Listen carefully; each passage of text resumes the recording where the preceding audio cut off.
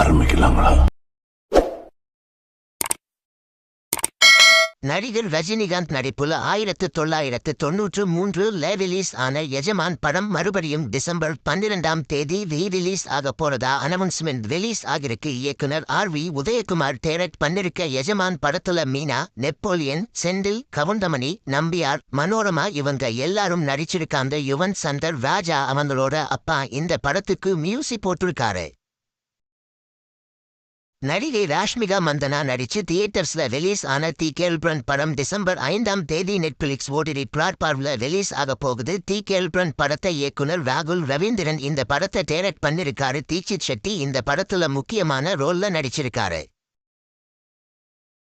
நடிகர் சண்முக பாண்டியன் நடிச்சிருக்க கொம்பு சிவி படம் கிறிஸ்துமஸ்க்கு ரிலீஸ் ஆக போறதா படக்குழு சொல்லிருக்காங்க. நடிகை தரணிகா இந்த படத்துல ஹீரோயினா நடிச்சிருக்காங்க. காளி வெங்கட் முக்கியமான ரோல்ல நடிச்சிருக்காங்க. யுவன் சங்கர் ராஜா இந்த படத்துக்கு மியூசிக் போட்டிருக்காரு. பொன்ராம் இந்த படத்தை டைரக்ட் பண்ணிருக்காரு.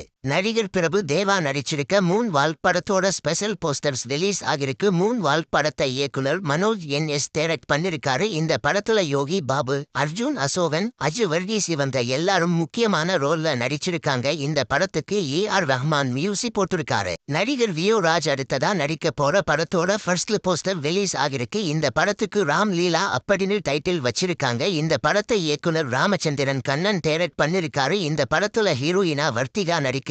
அங்கித் மேனன் இந்த படத்துக்கு மியூசிக் போட்டிருக்காரு. இந்த படத்தோட ஷூட் இன்னைக்கு ஸ்டார்ட் ஆகிருக்கு.